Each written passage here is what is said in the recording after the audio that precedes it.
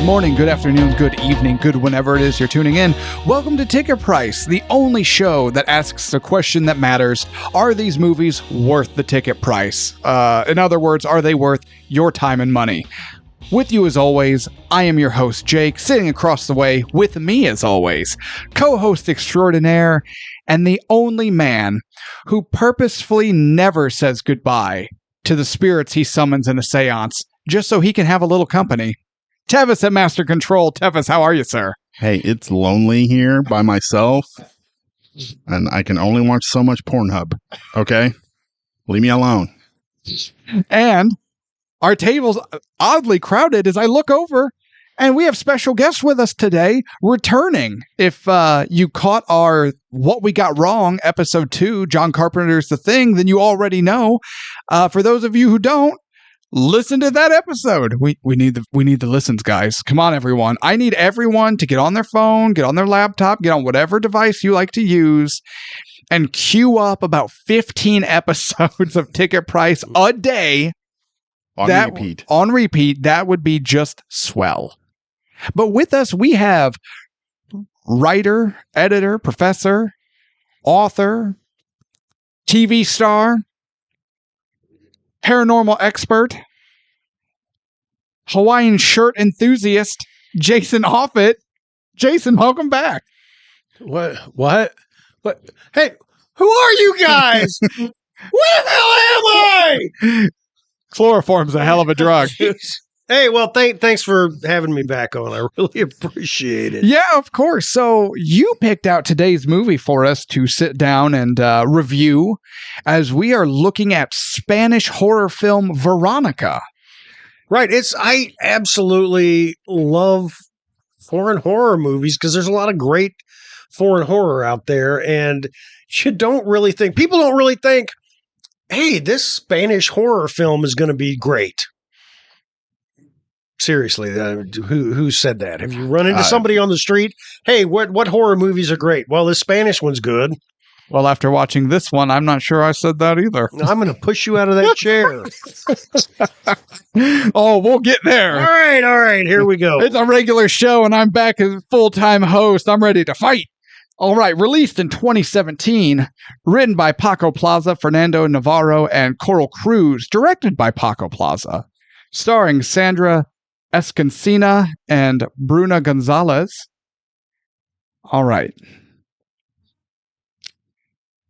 Well, poopies. I forgot to write the budget down. Oh! I have the sections for That's it. The whole fucking show's in the toilet. So it was made for... Thanks for having me on, Jake. Yeah, you're welcome, I'll see you next week. I've never done this before. I've never had this. Hosted a show? 1149-998. Shots fired. Officer down. Repeat. Officer down. 59-50. Eat my ass, Tevis. Eat my entire ass. All right. You know what, Jake? A lot of men have this problem. Wait, which problem? It happens when you get older. You know. Hey. I can get it up. The banana's a little soggy. What is the joke? Ready to make bread out of it? And grumpy old men. The spirit was willing, but the flesh was weak. So this was a Netflix original, right? Is that correct? No, I don't believe so. I don't believe so. It was not. Okay. Dumbass. Hold on, everybody shut up. I'm sorry, what was the budget on this movie? Get off I can't. my ass. Hold on. I cannot recall. Okay, let me fill in right now while Jake's making great audio right now. Thank you. So, yes. Hold on, you can hear that phone scrolling. Hold on. Hey, wait a minute. How do they not have a budget? So there is no listed budget, but it did have a worldwide gross of a whopping $6,123,000. So, Tevis, what is your perfect Sunday? Oh, sitting down here and just looking at the wall of Funkos. Alone with your spirits. With the spirits that flow through me. You know what? That's why this is... See, this wasn't a mistake. This was intentionally left blank because the info was not readily available, but They didn't have a budget? It didn't... Well, you know... I would be... Even with only a worldwide gross of $6 million, given what this movie was, I'd be surprised if it didn't make some money back. The budget for this movie was $1,650,000. There you go. Fucking IMDb. I have to uninstall their app now. Hold on. That was IMDb, is where I found that information. What? I was just there. It didn't have it. Where are my glasses? They're on your face. Oh, thank you. It's right there. Boom. Guys, Have you never used the Google before? can everyone hear that? You just hear that blood pressure going up? That's because he can't find Ask Jeeves anywhere. What did you expect me to do without my online butler? He helped me with things. Man, hot ass Jeeves reference, by the way. Big fan of that. He's looking for that little paper clip. Need help?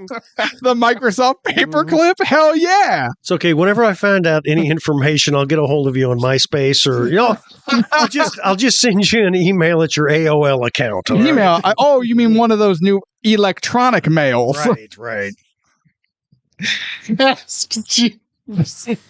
I like how you're still dying over that.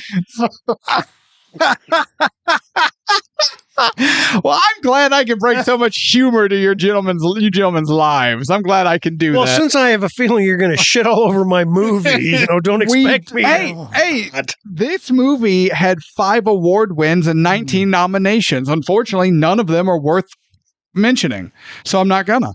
All right. So, Tevis, what is your history with this movie? I've never watched this before. I remember when it came out. I remember people talking about this the scariest movie on Netflix. So it was always in my queue, but I don't know. I never pulled the trigger on it. So when I found out we were going to do this movie for the podcast, I was super excited. Did you watch it again? You didn't watch it at all? You've never seen the movie? I have yet to watch it. This is called show prep, folks. What movie are we doing? Huh? What was its budget? I have all these notes. I forgot budget. I've one time. Now I'm never going to live it down. Not only I watched this twice, actually. so there, nanny For the nanny show. boo I don't boo. know. I'm expecting. Do you want to talk about the Three Stooges instead? Always. Yeah. I want to know what happened to Ask Jeeves. I mean, come on. Yeah. But yeah, where did Jeeves go? Let's Did he do get laid off? Hang on, let me do the Google. He got promoted. Goddamn AI taking our jobs. Well, while he Googles what happened to Ask Jeeves, I also I don't have a history with this movie. See, Tevis had at least heard of it, but I'm not a horror movie guy. As is well documented on this show, I don't handle them well because I always get like real nervous and sweaty. And then my wife makes fun of me and she's like, "Why are you so clammy?" And I'm like, "Mind your business, woman. I'm fine. It's fine." You know, I don't. You do know you're a grown ass man, right? No. Okay. I am a child. And yeah. No, I don't do horror movies well. I never have. And I personally like to blame years and years of now deeply inset psychological trauma. I had the speech impediment to prove it. Boom. How about that? But no, I hadn't heard of this one. So when you were like, well, to be on your show, I need $150,000 and you guys have to watch Veronica. And I said, okay, well, the first one is easily doable. I mean, with a show as successful as ours, obviously. But I was like, the hell is Veronica? And you were like, it's a Spanish horror movie. And I went, fuck. As someone who doesn't do horror movies well, I'm like, oh, man. Okay, you know what the problem is? I know what the problem is. It has nothing to do with horror. It has to do with the fact that it's Spanish and it had subtitles and you can't read. That's partly true. Although I did love Godzilla -1. This is like I was ready. This was like the time some friends convinced me. They were like, you saw The Ring, because they had convinced me to watch The Ring and that movie sucks. And I was like, yeah. They're like, okay, this is the Japanese version of it. The We should original. have done Ringu. I love Ringu. And I was like, sure. And then I was just screaming for days, right? Now, so, Mr. Jason, you suggested this movie. You Yes, brought it before the panel. What is your history with this movie? I watched it and then I liked it. Insightful. Boom. I have recommended it to many people. I teach a movie called teach a movie class called Ethnographic Film Study, where we watch a certain genre of movie, and in my class, it's horror mostly. Some science fiction, especially if it's horror science fiction, and talk about the cultural issues involved that they're digging into in the movie, and I thought that this one is would very much fit that profile, and we've watched it in class a few times, and the students have really gotten something out of it. When was the first time you watched it, roughly? Like, was it one of those you caught it in 2017 when it came out, or were you? It wasn't too long after that. Well, not too long. Yeah. What attracted you to it? The first thing is I never heard of it. The one issue I had, and I was watching going, oh, crap, another one of these. It was they had a Ouija board. Mm-hmm. A Luigi board. I wasn't going there. I helped you make fun of the Norwegians in the last episode. I'm not going to help you make fun of the Spanish in this one. Actually, I think we helped you make fun of the Norwegian. I believe you set that ship in motion. Wow. Okay. Anyway, so I have a problem with Ouija board movies because it's kind of a cheap tool to use, a cheap trope. But it was done, I think, really well because of the horror that started out slow and built and built and built throughout the movie, and especially from the fact that it was affecting such young people. That made it really seriously creepy to me, and that's why I liked it. All right. Are we ready to dive in? Let's do it. Let's do it. As you both just blankly stare at me. It's not that late, guys. Yeah. All right. Movie opens with the police arriving on the scene as we get a bit of the 911 call, and you're like, "Ooh, that's never good." And it almost sounds like a home invasion. Just going off of the call, what they're, Actually, it was a home invasion, but the person invading was a shadow person. Did you just actually me on my own fucking show? I will continue to do that if you keep fucking up. Yeah, he did. That was not a home invasion. That was a supernatural, possession, not a home invasion. Did something demonic invade the home? Oh, home invasion does not involve demonic. It typically involves a person. It's semantics, dude. Well, I don't know Miss Semantic, and I don't know why she's relevant to this. Wait, was she in this movie? Was she that friend who was making out with that guy in the laundry room? Dear God. Mom comes home. 2 kids are outside, and she's in the rain with the guy, but they're like, there's 4 kids, and I'm going, oh shit. This intro really hooked me right from the beginning. Man, this was so good. All the way up until he walks into the room and he turns towards the camera and he's like, what in the hell? And then they do that transition. So I did like this opening. You want to start with some kind of action, some kind of intrigue to hook your audience. This had it, especially when they were like, we're missing 2 kids. And I'm like, oh, obviously. And again, they made it sound like a standard home invasion with the 911 phone call. Is that okay? Are you happy with that phrasing? I'm not happy with anything, but it's good enough. Welcome to being a middle-aged man in America, folks. But then we find out 2 kids are missing. You're like, oh shit. So so you know what? This worked. I'm hooked. I'm interested. But then, as Tevis said, the cops get into the apartment and they make it to a room. We don't know what room. They make it to a room, and you just see this look on the detective and 1 or 2 other officers' faces of just like, what the hell? And then it transitions, and I hate this transition. I liked it when they did it in Lost World. Oh, with Jeff Goldblum? Yeah. Yes! They did the Lost World transition! They did. Would you have preferred a star wipe? I do love a good star wipe. No, I have some in the bathroom if you want. Well, that's what they use in Demolition Man. God, we're not talking about Demolition Man. We will someday. Man, I want Taco Bell now. Well, they were the only chain to survive the fast food wars. We're not talking about Demolition Man. Thanks a lot, you shit You are fined. You are fined for repeated violations of the verbal morality statute. So much for the seashells. See you in a few minutes. We're talking about Veronica. I don't know. To me, it wiped, and I went, all right. We now have essentially exactly what we're going to see when we catch up to the present day. Maybe it's because that kind of transition is overdone. Maybe this felt just a little too either ham-fisted, heavy-handed, something hand-related. I don't know. This kind of spoiled it a little bit for me. As hooked as I was by the intro, this took me back a little bit. All right, I'm going to interject. May I do that? Are you going to yell at me again? We'll see what you say. Yeah. Although the intro, I agreed. I really enjoyed the intro. It really had me hooked. But I'm all for starting a story where the story starts. And I don't like starting the story where it ends.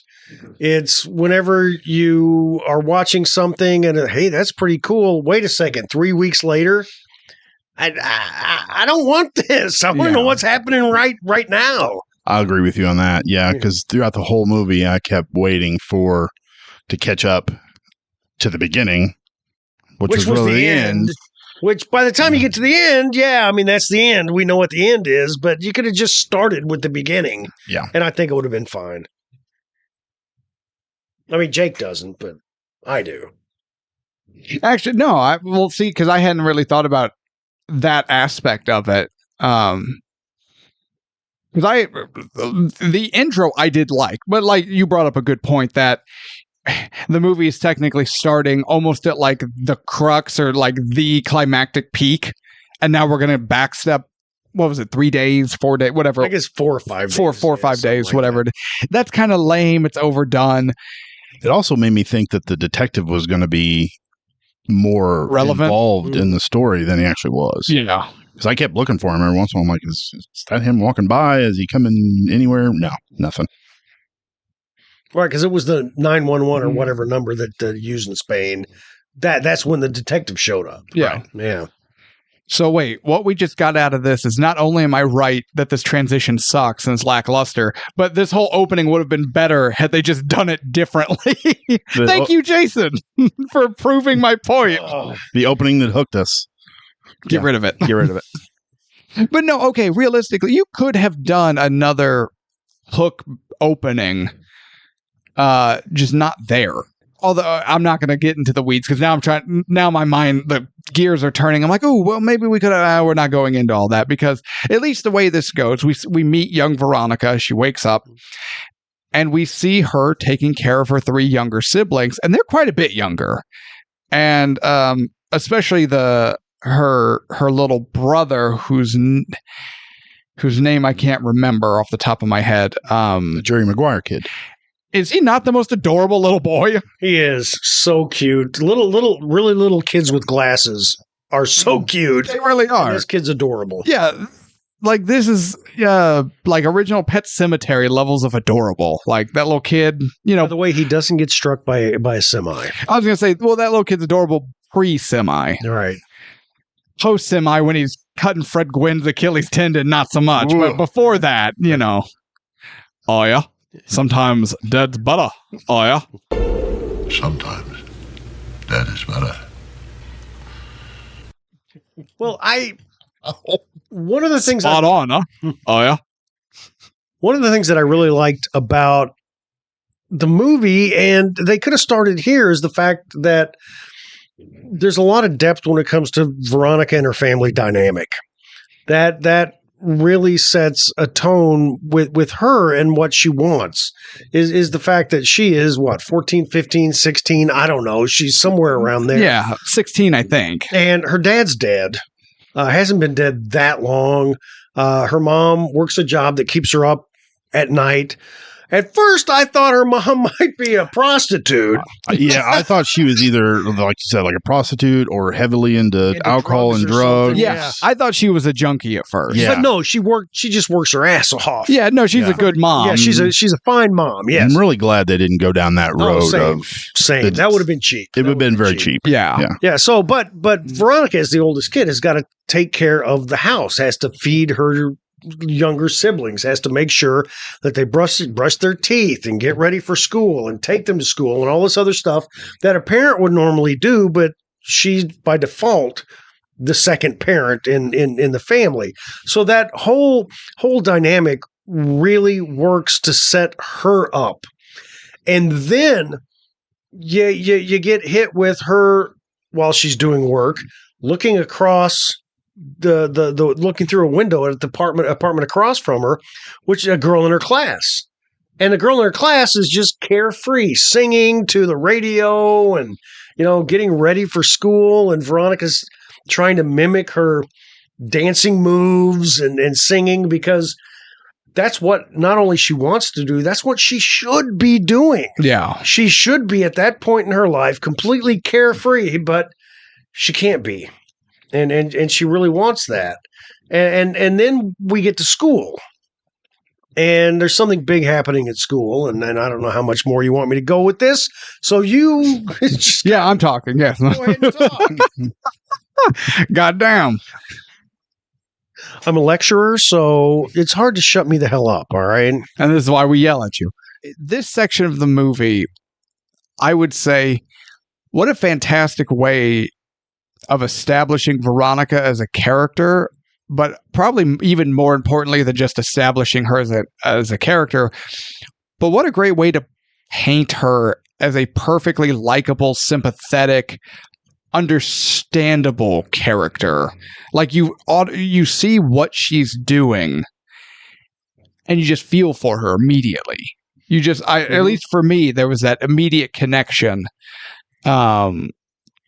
with her, and I was just, you feel for her, you have to. You do, because she's been forced to grow up way too early, and she just wants to be a kid. She just wants to be her age and hang out with her friends, but she's got all these other responsibilities. What happened to her dad? I know he died, but how did he die? I don't remember. Did they ever explain what happened to him? Serious syphilis infection? No, I'm sorry, that wasn't it. They didn't. No, they didn't really explain what happened. Yeah, I'm checking mine. I don't have anything written down. That's right there by your budget. I will fucking come across this table. No, I'm sure you could look it up on IMDb. Hang on, let me just It's type that at up the real top quick. next to the budget. Oh.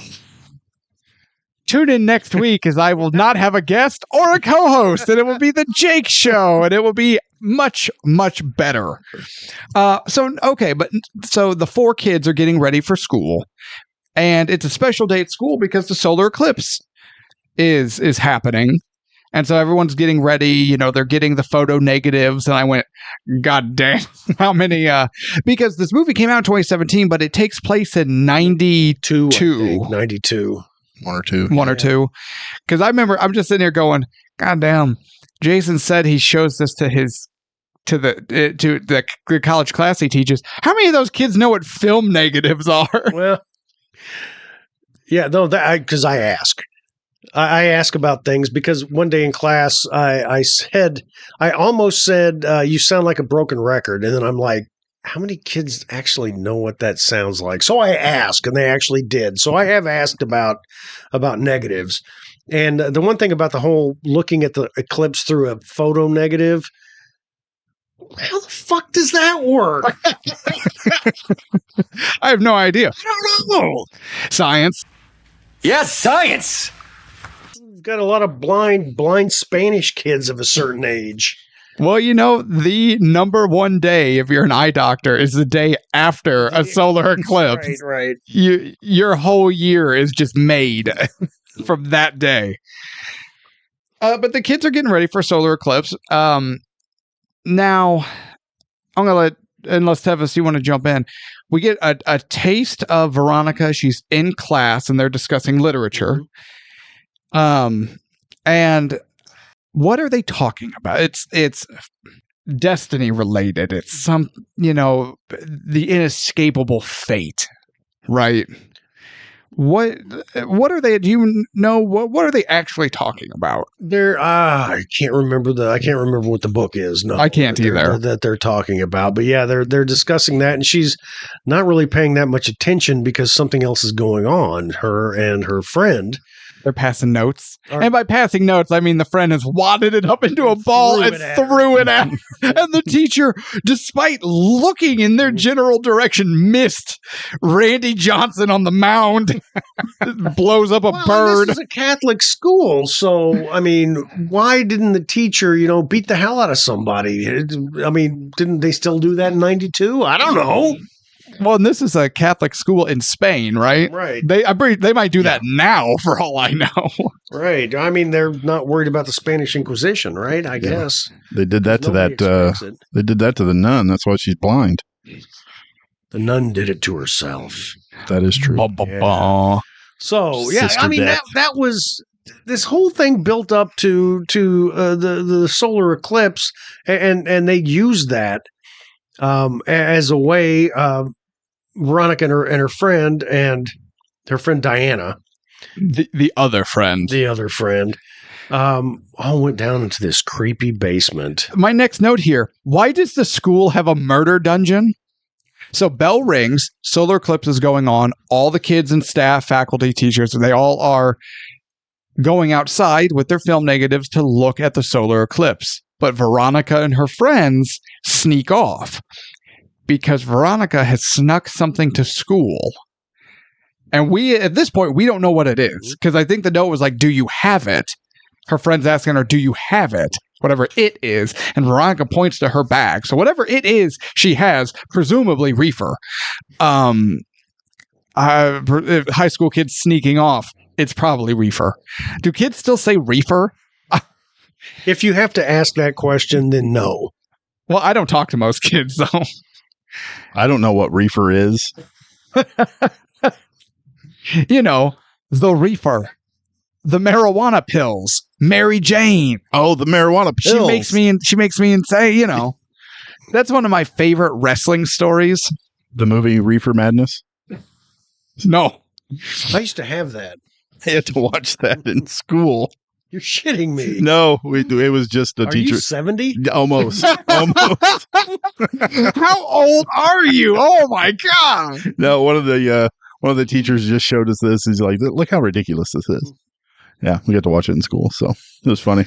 No, I bought at Walmart when I was in college. They had a VHS that had 2 movies on it. One was Reefer Madness. The other was Night of the Living Dead. What? Yeah. What a double feature! If you do the reefer, you're gonna be the Walking Dead. Oh my god! There it is. Actually, I've met enough of how do I put this? People who are very enthusiastic about that hobby, and that statement's not far off. Yeah. They do visit the Taco Bell. Burnout is a real thing. Man, but those Doritos taste so good. They're so much better. But no, so everyone goes out to look at the eclipse except Veronica and her associates. And again, so per my notes, I'm going to ask this question. Why does the school have a murder dungeon? Actually, come on, man. It's an old building. It's an old school. And that's where they store their crap.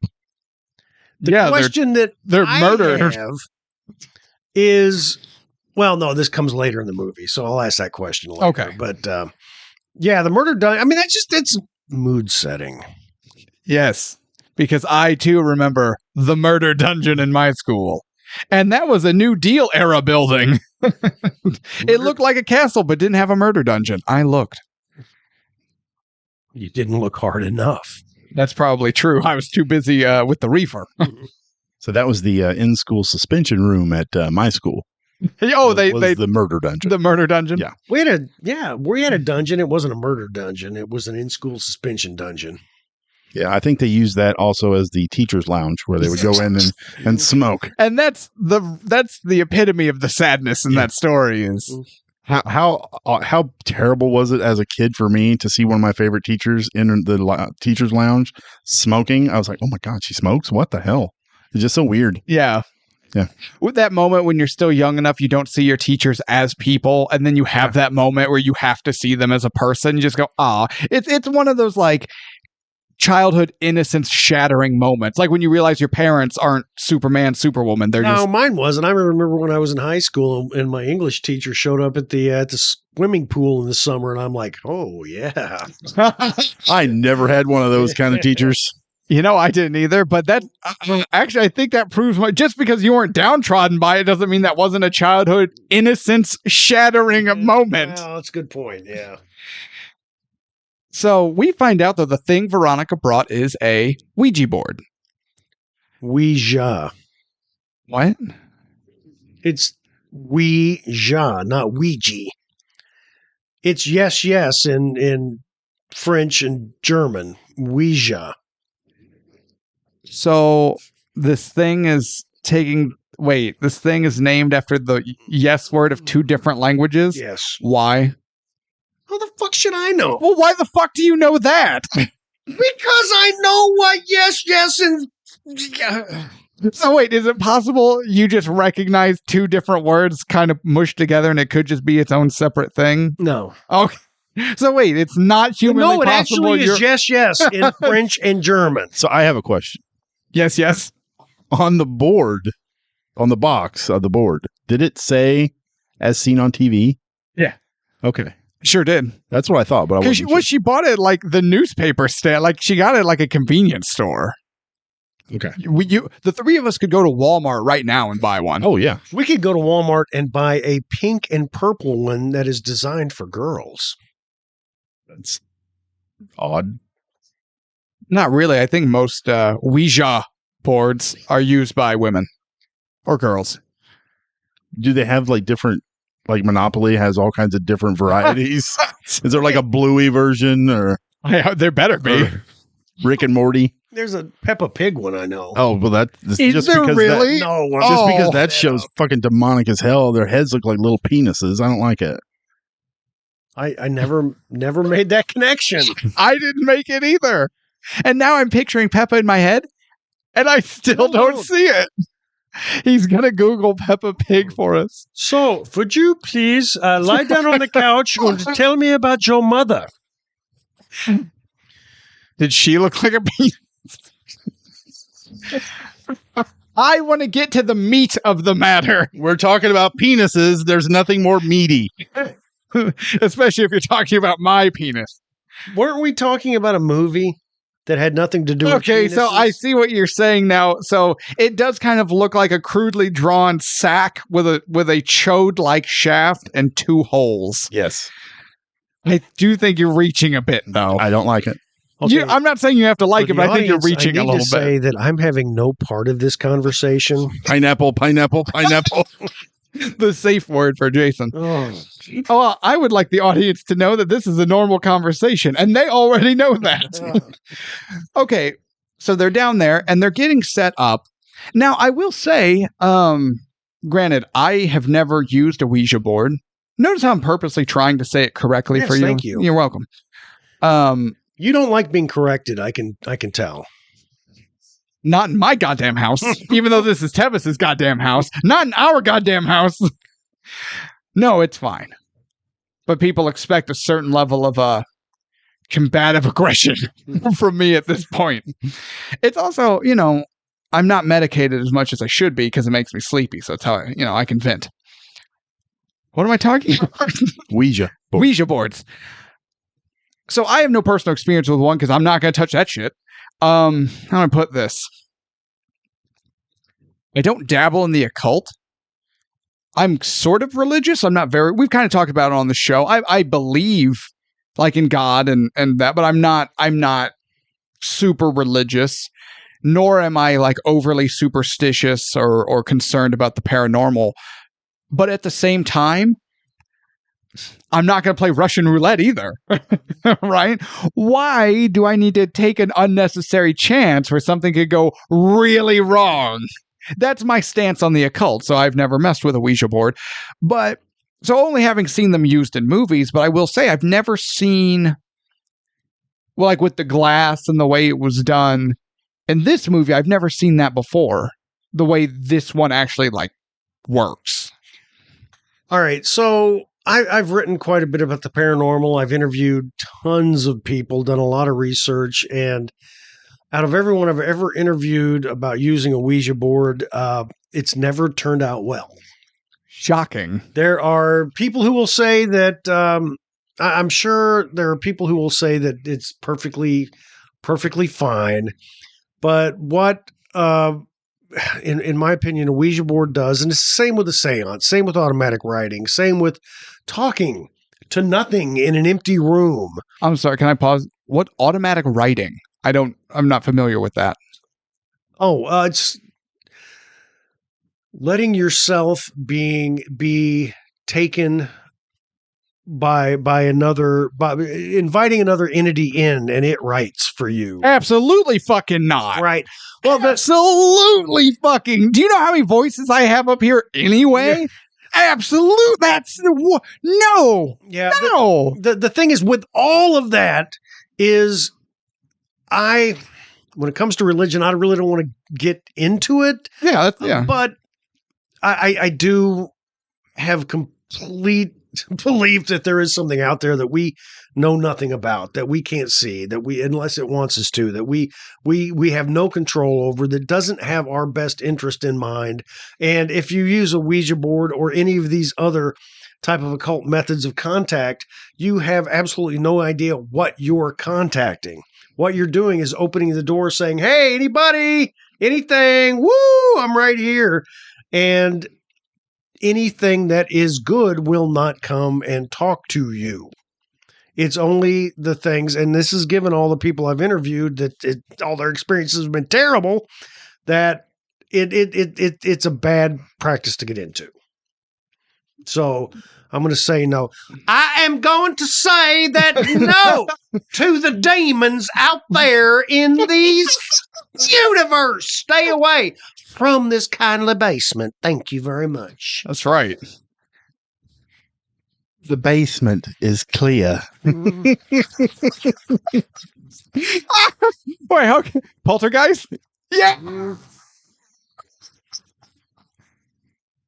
So no, I was actually so they're using the Ouija board, but again, the way they were using it. Well, you can take a piece of chalk right now and write on this black desk anything that you want to, and you can take any device that will emulate a planchette. Okay. I've got a chapstick in my pocket. You could use that to direct you. So the planchette is irrelevant just as long as you have something that it can point to the letters it could be or whatever. A Dixie cup. Doesn't matter. I thought you were going to say something. All right. It could be a Peppa Pig. It could be a Peppa Pig. Actually, we've got a toy Peppa Pig at home. We use that as a planchette. So it could be anything. It could be homemade. You don't have to buy it. It can be whatever. And you don't even necessarily need the board. You just need the setup. So it's more about the ritual around its use. Right. It's the desire to make contact. Okay. What the Ouija board or whatever you decide to use in place of the Ouija board, it is that is just the vehicle to more easily make contact. Okay. It's like playing tic-tac-toe. You could do it on the sidewalk. You could do it on a piece of paper. Exactly. Yeah, you could take sidewalk chalk and make a sidewalk Ouija board and let the neighborhood kids come play. So I do want to point out that's more terrifying now than it was before. Because before I thought this evil was contained to a physical object I just had to avoid. Now I just have to avoid the alphabet. I've interviewed people who have been alone in the woods or been alone in their house and invited. One guy said, I feel that something is in here. Somebody's here with me. Why don't you just come sit with me and join me? And he was terrorized for the next 6 months by something he couldn't see that followed him around. And that was the catalyst, was that just invitation to an empty room. Well, that sucks. See, these people need a real hobby. That's why I play video games on my 4 minutes of free time when I don't have my children hanging off me or something. This is why whenever I'm alone in any sort of room, I just look into empty corners and go, fuck you! Hey, Eat my ass. Yeah, Nom, right, nom, nom, exactly. nom, nom. I do that in the store. Yeah. I do that to people at the store. Hey, fuck you, man. That's why they won't let me back into Hy-Vee. Oh, all right. So they Movie. What are we talking about? Veronica. No, actually, but see, this is still, that was a bit of a sidetrack, but unlike our usual sidetracks, that was actually interesting and useful information gives more credence to the film, I guess. Now I understand a little bit more, and it's more horrifying. So, but they reach out because Veronica's trying to contact her father who passed, and Diana.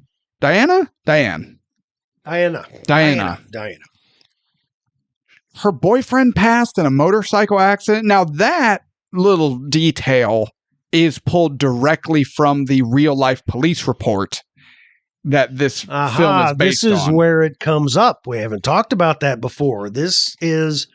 I'm making air quotes that no one can see except for these two gentlemen in the room with me. This is Who's here? based on a true story. Or if it's iRobot, Suggested. by fucking iRobot. And much People like who made iRobot didn't read iRobot. And that was the conclusion we came to. But like everything you just said about Ouija boards and contact, it goes horribly wrong. Mm-hmm. As the glass heats up and only Veronica can touch it, and she clearly becomes possessed. And the other two girls freak out. Well, especially because when Veronica collapses in some state of shock, she's bleeding and she's unresponsive, except for the fact that Diana leans really close into her. As Veronica's whispering, And but we can't hear it. But she whispers that she's going to die soon. And when she's going to die, that's what she whispers. And we find that out later. But yeah. Then a little bit. Yeah. Well, then the session's over, and we meet the Sister Death. Yeah. So also kudos to Veronica's friends for leaving her ass. Oh, they suck. They're bad friends. Actually, I'll reference this particular note again, but I do have a note here. Friends are bitches. We'll come back to when I actually wrote that note or why I actually wrote that note. But yeah, so Veronica essentially wakes up in the nurse's office, right? She recovers and goes about, but school day ends. Veronica, of course, it's not a Ghostbusters reference, but it reminded me of Ghostbusters. Because the nurse asked if she's had her period. We just did Ghostbusters on the show too, so yeah. It's like, are you currently menstruating? What does that have to do with anything? Back off, man! I'm a scientist. I'm a scientist.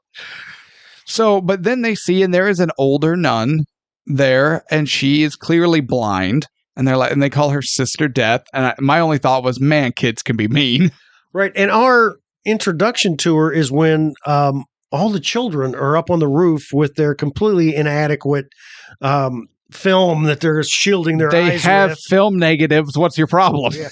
So this blind nun, when Veronica and her friends are down in the basement and all this is happening, she has a look on her face that she knows something's going on. Right. Oh, yeah. She can feel it, sense it. She feels it. Now, I also like how she's looking at the sun without any kind of protection. And my wife goes, "Where's her negatives?" And I went, "I don't think it matters." At this point, no. If you're completely blind, fuck it. So Veronica gathers her siblings up and gets them home. And again, we got a snippet of teenage Veronica. She's with her friends. We get then the seance, which is a combination of that like teenage mischief combined with the heartache of her loss. So we get more of those two sides. But now she's back into sister mom mode. And I regret saying sister mom. It's accurate, but I still regret having said it. Shut up, Tevis. Okay. I It's getting- said I regret it. It's very Arkansas in here. Right? Yeah. But she's going back into mom mode. Better? Better. I didn't say a word. Just move on. You're trying to paint over, a dirty word here. Stop it. Yeah, it's called a second coat. That's why your house looks like shit. No, I'm kidding. Jason's house looks fine, except for that spot where she needed a double wing. But, she's getting them ready, and she gets them home, and she's making sure, they're taken care of, they're cleaned up, they're not burning the house down, and she gets dinner ready. And like a family, they get together at the table. And I do like how, and maybe this is intentional, maybe it's not, I don't really know. Jason, I imagine you picked up on it, given you talk about it. But Tevis, so I'm going to ask you specifically, do you notice, even during breakfast we saw it, do you notice where Veronica sits at the table? No, I don't think I caught it. At the head. Oh, yeah, you're right. She does. There's no parent to sit Mom's there. never there. And dad's dead. Yeah, mom's that bastard's never there either. Either sleeping or at work. Yeah. So yeah, I don't know if that's necessarily intentional or not. I hope it is though, because that is a little detail I noticed. Given her role in the family, it's got to be. I'm sure it's intentional. And it's meaningful. It's impactful because it got you. Yeah, because when you look at the table, anytime I say the family, but mom's never there, so it's just the kids. And honestly, the table scenes, just the way the table is laid out, might be one of the most impactful non-spoken pieces of this family and its current situation. So we have our rectangle table. On one side we have the twins. On the other side we have the world's cutest little boy, an empty chair, because that's where Veronica should be, but she's not. She's at the head of the table. And then at the other end of the table, there's not even a chair. And I did really like how they lay out the family table. And that tells you everything you need to know about the family. I did not catch that. Yeah. Yeah, that's a good spot. I can do things once in a while. It's the little things. You know what Veronica can't do? Eat her dinner. As she attempts to bring that spoon to her mouth, and all of a sudden that just becomes the world's most difficult task. Right, and her little brother's watching her intently. As small kids do. Right, as she's trying to eat, and her hand is shaking, and she can't bring it. And finally, she does get it up to her mouth, but goop is dripping out of her mouth. And she has a moment. But I think there was a time before that happens to where isn't it before that happens to where we see a reflection of a black shadow being in the television that turned off TV. Oh, I may have missed that one. Tevis, do you recall seeing? I did not catch. Yeah, it's just a snap, but the TV goes black for a second, or blank for a second, and there's a reflection behind Veronica, who's in front and doesn't notice it, but of a shadow being. Okay. See, there's a lot, and that's the thing. Horror movies like this, you could watch a half dozen times to pick up all of those little moments. Mm-hmm. No, but I don't think I caught that. Probably because I was staring intently at the family table and the dramatic story it was telling. Oh my God. Well, and the food, where they got the food is her mom works at a restaurant / bar. Now she owns it, does she? Her and her husband. She might own it, yeah. I think her and her husband owned it, but now with him gone, she's trying to maintain both of their roles on herself. And that's where they get the food. Yeah. Yeah, that's where they get the food. But I'm saying that because it'll come up later. Yeah. It'll come up later. I know, but the way you said it, that sounded like an ellipses, not a period. It will come up later. Later. So, and then we see the claw marks on her shoulder. Something was holding her. I guess down. Right. It was the thing in the TV. We know that. Okay. But I mean, it had grabbed her shoulder, but, presumably like maybe a holding her down, like in her chair. I don't know. That's right. We see more physical issues coming. Like that. Like, she's giving her little brother a bath. And she gets locked out of the bathroom and he screams. And what we find out is that the water was turned up really hot and he's burned by the water. And so little things like that's not a little thing, but things like that keep escalating. And it builds the tension in the apartment, mostly inside Veronica, because, of course, I mean, she's the person we're seeing all this through. Now, you brought up the tub because that is my next note. But you went over the scene, but there's something after that I do want to touch on. Speaking of ramping things up, she is now putting burn cream all over her little brother, right? Because he's scalded pretty bad. Not like, I don't think he's going to be like scarred forever bad, but like, damn, that's going to hurt. She's putting cream on and she apologizes. I'm sorry I turned the water up so hot. I didn't realize. And it's so eerie. The boy isn't eerie. And the way he says the line isn't eerie, but it's what he says and how casually he says it that gave me the heebie-jeebies.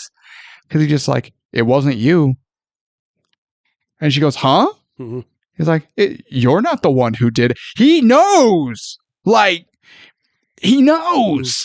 Because little kids... And this goes back to all the paranormal writing that I've done and all the people I've talked to who've experienced the paranormal is the fact that children see and experience things that we don't. And that little boy did. Yeah. He could see things that nobody else could. Which is kind of surprising he could and the twins couldn't. Because they weren't that much older than him. Man, look at those glasses, man. He could see anything. Mean. How dare you make fun of the world's cutest child. But no, yeah, when he's just like, it wasn't you. And you're just going, oh, get the fuck out. Right? Now. That line gave me problems for what happens later. It depends on what you're talking about, because what happens later, it makes sense to me. But yeah, we'll get there. When we get there, we'll get there. We'll get there. But this specific line, I'm glad you brought it up. This definitely gives me some issues with the movie. Okay, now I'm very intrigued. So we'll get there. So now Veronica's trying to sleep, but she is awoken by a very is this the bag falling off? No. Because this is after the bag. What bag. She tries to do earlier is to hide the Ouija board from everybody. So she puts it in her backpack and puts her backpack on top of her like it's a dresser. Her it's a wardrobe. It's a wardrobe. It's a standalone closet. But it keeps falling off. Yeah. And the way she puts it up there, there's no way it could fall off by itself. So there's little things like that keep happening that you're in a horror movie. And then she ultimately slides it under her bed, and that's very important. But now she's trying to sleep and wakes up to find a very naked man in her room. Mm-hmm. Yeah, there was way too much penis for me.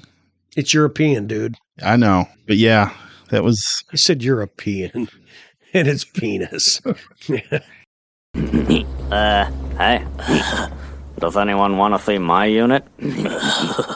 Nailed it. Thank you. Yeah. Yeah. Yeah. I'm the child. Yeah. Little too much Peppa Pig for me on this one. Damn it. I'm glad that hasn't died yet. All right, so Jason, in all of your research and experience, any explanation as to why the being now I get why it would take the form of her father. why did it take the form of her naked father? Why not? Because his dick is out. Well, I know. I get that, and the picture that she took with her when they used the Ouija board when she tried to contact him had him with clothes on And a pizza. and No pizza, no clothes. no pizza, no clothes. Plenty of sausage. I don't know. Look at. Oh, I'm sorry. Was that going to be the joke? Did you want to make? Here, I retract it. You go ahead. No, I wasn't even actually going to make a joke, but I was just like, I have a theory. And then you said the pizza with sausage joke. And totally lost it for a minute. Anyway. No, now what's the theory? I want to know. So there's a couple of things that led me to think this.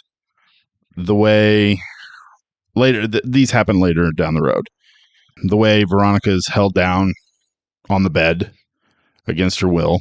The stains in all the mattresses, all the children's mattresses. There's blood in hers as well. Yes. And then with her father showing up naked, it gave me like he was sexually abusing them a little bit. Okay, I feel so. that. I think that, and the way he was walking towards her, just and repeating her name over and over again. Yeah. So he's like naked, advancing on her, and it just now that gave me some real Now, what if? Because I'm with you now that you see. I didn't put that together, but now that you say that, I see it. But could it be? What if because we have no reason to believe or assume her father was inappropriate with her or her siblings, right? But could that also be the being manifested from her dad? Because the picture was, it's her dad is now linked in whatever is going on, right? So now we have the presence. But if you think about what possession is, the forceful, involuntary, unwanted penetration of one being into another. So it has a lot of those hard R, if you're sensitive, turn the volume down, but it has a lot of those rape similarities to it anyway. Could that be what they were going for? I thought that too. But then the way Veronica, when she is possessed, treats her siblings, like she's choking one of them, she slaps the other one, she turns the water up on the youngest one. So it's like that being maybe is her father, and he's just continuing his abuse. Oh. I never went there. I viewed it as she was trying to contact her father. And as usual, these things don't go the way, trying to contact the other side doesn't usually go the way people intend it. And she just attracted something demonic, something evil. And because she was trying to contact her father and had the picture, that it appeared as her father. Because that was a familiar form, and it would allow the entity to have more access, easier access to Veronica and the children, because it looked like dad. I mean, if the little boy even said that dad had been reading books to him, and that dad was going to come back and read to him again and take him away. And the little boy didn't. God, I wish I remembered his name. It start with an N. I thought it was like Alexander. It's not Alexander, but it's like Alexandros. It's something. I believe it's something to that effect. But anyway, I just thought that it was because these type of entities are notoriously tricksters, tricky, and using the shape of something familiar would be the way to get in. So I didn't view it that way, although I see why you do, and that makes perfect sense. I just don't want to be creeped out in that way. I agree. Yeah. I agree. But for what movies are, especially ones that are very intentionally trying to be thought-provoking, I like that this interpretation came up because it's very different from what Jason had. It's very different from what I had, because that's what this is about. Movies like this, all movies are made to entertain, but some very seriously go the extra mile to be thought-provoking, to stir up these kinds of conversations. And the fact that there are more than enough clues, for lack of a better word, that very legitimately point to that is super interesting. Right, and these are different explanations. All make sense. Oh yeah, Yeah, they definitely all do. It could have been, but and who's to say that her father wasn't that way? And you know what? We don't know what happens. Yeah, because the mom never talks about him. No, ever. In fact, now you got me thinking about this because before the seance, Veronica, her mom was asleep. She'd taken some sleeping pills because I guess she had to open the restaurant bar and stay there all night again. She snuck into her mom's room to get a picture of her dad, and it was buried in the bottom of her mom's wardrobe in a shoebox. Yeah. Mm-hmm. So if Dad was wonderful and loved, there would be pictures of Dad on the walls in the house, as opposed to wolves attacking a deer. Yeah, and then also too, when she's looking across the way at her neighbor, she sees the way the father and the daughter interact. And it's positive. And it's a positive thing. And it's almost like she's wishing for that. So you're telling me her seance, or not seance, but her Ouija board experience was successful. But she wouldn't have tried to contact her dad if her dad was a pervert. Maybe she was wanting to ask him why he was that way to her and the family. But we don't know. But also, I think I do have to disagree with you, Jason, on that. If he was a pervert, if he was abusive, then inherently he would have also been manipulative. And she could be in that beaten down, tortured, downtrodden state where, she's what is the term I'm looking for? He's angry. He's still daddy.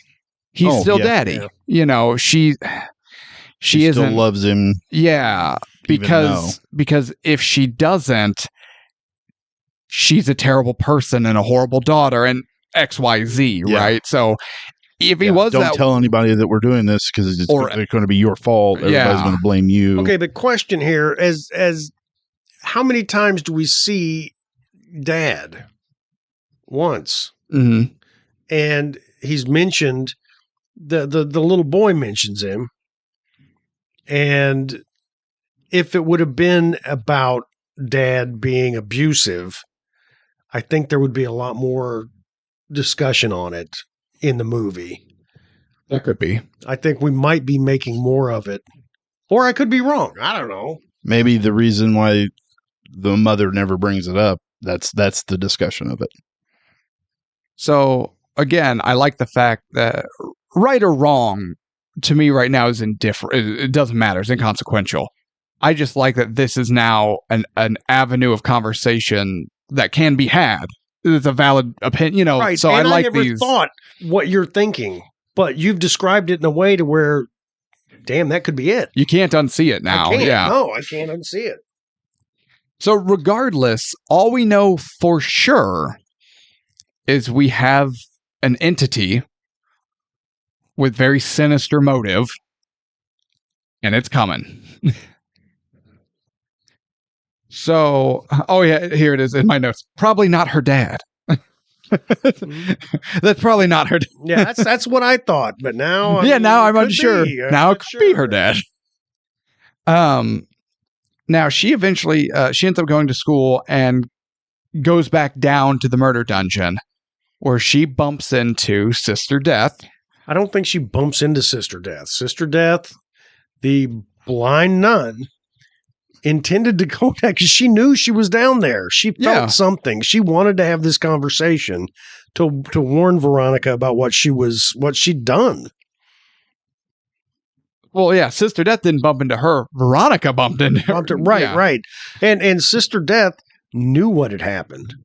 Oh, yeah. Sister Death discussed. You doing all right over there, Kojak? I have to give my mic some Viagra, apparently. Penis. There we go. Gonna have to give it some pepper. But yeah, Sister Death discusses demonic entities and the fact that you don't need eyes to see. She can see them and tries to get rid of them and fails. And Veronica leaves not being any of the better, but probably even more creeped out. But she does. But Sister Death does end up saying you have to. Oh, nah, I just went blank. Well, she's got to close it. She didn't close the session. Yeah, but I can't remember. You have to finish what you started. Yeah, isn't that what she says? You have to finish what you started. Mm-hmm. Because she collapsed and her two friends freaked out and ran off. It wasn't over. Yeah, she didn't say goodbye. Now, and also, I understand, and Jason, you obviously will know way more on this. I, as a person, do not trust. Well, there are rules to how this works. You know, you invite this bullshit, but say goodbye and officially ceremonially end the session, and it goes away. Fuck you. What guarantee do we have that works? Right. No, there's not a rule book. There's not a supernatural pact with the dark side. Yeah, no, there's no etiquette that everything follows here. Excuse me. I said goodbye. Didn't it say that in the Milton Bradley handbook? Yeah, that she buys, you have to say goodbye. It did, yeah. But it also said those Viking symbols would do anything. Right. Yeah, no, there's not. They did. The Viking symbols worked. It pissed them off. Well, the kid drew the wrong ones on the wall too. Well, he did draw the summoning spell. Yeah. But all the ones that, like the paper ones she hung up, didn't do anything. They just immediately burst into flame. So I chalk that up to did nothing. No, I totally agree with that. It's always been my thought that if you go seeking for something, you will find it or it will find you. And in all the haunted spots that I've gone to, and I've gone to some pretty haunted spots. Oh, absolutely fucking not. Have I stated that this episode? I mean, I would go to like 2 o'clock in the morning to this haunted Victorian mansion and hung out in the spot where this ghost of this woman who died and committed suicide in the 1800s is supposed to appear, and I've waited, but I wasn't there looking for her. I never went looking for anything. I was just experiencing the atmosphere. So, but see, this is one of the things with seances and Ouija boards and things like this. You're looking for something. And that's what Veronica was doing. She was looking for something and found it. AFN. Absolutely fucking not. Yeah. So the thing is, she could have said goodbye on the Ouija board. And it probably wouldn't. It might not have done anything. Well, given all the other things didn't work, so we'll get there. Hold on. So she now is equipped with the knowledge that whatever she didn't end. It's not over. She tries to get her book, her Milton Bradley rule book on how this shit works, and the pages are burnt, destroyed in some fashion. She's missing very key pages. So she has to go buy another one. And again, she just goes down to the corner store, gets a candy bar and a newspaper and her Ouija board, like we all do. She goes down to Ray Occults. Goes down to Ray's occult books. Goes down to Casey's, gets a slice and some occult, and she tries to get with her friends. They've got to do it again. They've got to set it up again. And the friends are out. Absolutely not. And also, they're at a party that Veronica was never invited to. And now I have the note here, friends are bitches. Well, and the reason that her best friend... Air quote, best friend. Well, she was at one point. No. She was. She was her friend up until... No, she wasn't. Not real. That's not real friendship. We're going to argue about this. She was her best friend up until the point to where she was in a trance going, this is when I'm going to die. And that freaked her friend out, so her friend backed the hell away. As I guess one would. I don't know. I've never been in that circumstance. Yeah, someone who's not a real friend. Real friend would have been, oh, fuck. All right, we got to figure this out. Fred, Daphne, and Velma never just noped out on Shaggy and Scooby. That's because, you know what? Scooby was a talking dog. They should have noped the fuck out. Seriously. Yeah, but going back to the reefer conversation we had earlier, you have as much as Shaggy has. Yeah. Everything talks. Yeah. So anyway, but what? Yeah. So they needed to get the two people who were there with her in the same place to go through this again, to end it, to put an end to it, and they weren't having anything to do with her. No, absolutely not. So now now we go back to, so mom eventually comes home because the kids are freaking out because they have an incident and they all see like shit's TV's on and off, and Veronica gets all the kids, they're having a sleep out in the living room so they can all be together. Because she found in all of their rooms, the beds, underneath the beds, there were human burn marks. That was my question. Are those burns? Is it mold? What is that? Because the downstairs neighbor comes upstairs at one point talking about how she's got black marks on her ceiling and asking if they have water problems, because the spot she's talking about is right underneath Veronica's bed where the Ouija board is kept. And it has bled through the floor and into her apartment ceiling, which made me think maybe mold. Like, is there any kind of just death ooze? Right, yeah. But I mean, have you come across anything to that effect to explain? Like, is it ash? Is it burn? Is it mold? Is it? I assumed that it was a burn because that seems the most demonic thing that I could think of. But you're right. The neighbor comes up and bitches about. And she's I wouldn't mess with that lady. She seems lovely. Yeah. I'm glad Tevis didn't know her. He'd have married her. Hell yeah. I'm going to go marry her right now. I'll take her last name. Mrs. Tevis 3. That was a low blow. I'm sorry. I was uncalled for. That's all right. Yeah. So I don't know. Could it have been black mold? Maybe that's deadly enough. I don't know. But we're also leaving out a couple of parts before that they have before they have their little bunk up in the living room, is the fact that she tried to choke her little sister. Well, it was choking her. Right. Because Veronica watched, because the way the apartment, now I was a little confused by the apartment layout because I'm not used to this but essentially their apartment is really long because the building has like a courtyard in the middle. Mm-hmm. So picture like a rectangle with that gap in the middle, and their apartment spans. It's like a U shape. It's a U shape. It's a horseshoe. And so from like Veronica's room, she can see her sister's room. And she saw the being go into the sister's room, and she runs around the apartment, which coincidentally is the fucking building. Mm-hmm. She runs around the building to get there and sees the being choking her sister. And she stops it, but the sister asks Veronica why she was choking her. Right. Yeah, because it has that transition too, from the color transition as well. But also when Veronica goes in front of the camera, the colors change from the darker, almost sepia tone to the brighter. It's almost like she's snapped out of her trance, right? Kind of thing. Spoilers, because we at this point we don't really know that she is. Oh yeah, so sorry. Entranced. For lack, I was gonna say lack of a better word, but I don't think that's a word. As soon as that happened, I was like, I know what's going on. Yeah. Well, I was going to say, so we'll wait till the end. We'll bring it up later.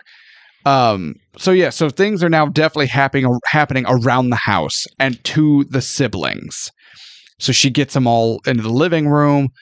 It is now like coming through the front door into the room, and they're like, Veronica arms herself with a cross. The kids are freaking out. The door eventually opens, but it's Mom. And Mom's like, the hell? As you do, right? And Veronica's kind of trying to explain something's in the house. She's trying, but mom's like, how dare you? They have active imaginations, can't watch horror movies. You know this. What are you doing? And she's like, it's not a movie. And her mom's shooting her down. And I had I had an issue with the mom here, and I had an issue with Veronica here, if I may. As a parent and as a somewhat rational human being, I can't say completely rational, but somewhat rational human being. If I have a daughter like Veronica, who I not only have to trust so completely to keep things running, but seeing how Veronica keeps things running, if that kid doesn't have you as a parent's complete faith and trust, there is nothing anyone on the planet can do to earn that. Am I right? I mean, Joe, we are three fathers at this table. Am I wrong? I agree. Yeah. So now your child is coming at you with this. I'm not going to shit on it. I'm not going to shoot that down. Like, even if I don't totally believe that there's a demonic entity harassing my kids and coming for them, I'm going to trust my child enough to listen. And Mom doesn't have a choice, honestly. She doesn't have a choice but to trust her daughter. But she doesn't. But she's like, it's just TV. You can't do that. Right, but she can't. As the mom, she's got to be rational. Sure. And in her mind, Veronica's not being rational, but she's got to talk it down. But she's got to still, if she doesn't trust Veronica to take care of the kids, she's fucked. Because Veronica's got to take care of the kids. Right, but it's not like this is the first night. Like, okay, Veronica, I'm going out. I trust you to babysit. Because we see in other movies and TV shows what that's set up, right? And inevitably, the sibling that's doing the babysitting typically fails. This isn't like, this has been going on long enough. Son of a bitch, rational or not, Veronica should have her mother's trust enough for mom to just shut up and listen to what is being said. I know, but it's pretty crazy stuff. Doesn't matter. To me, that doesn't matter. Now, I'm not saying she has to believe it wholeheartedly and be like, okay, this is literally happening.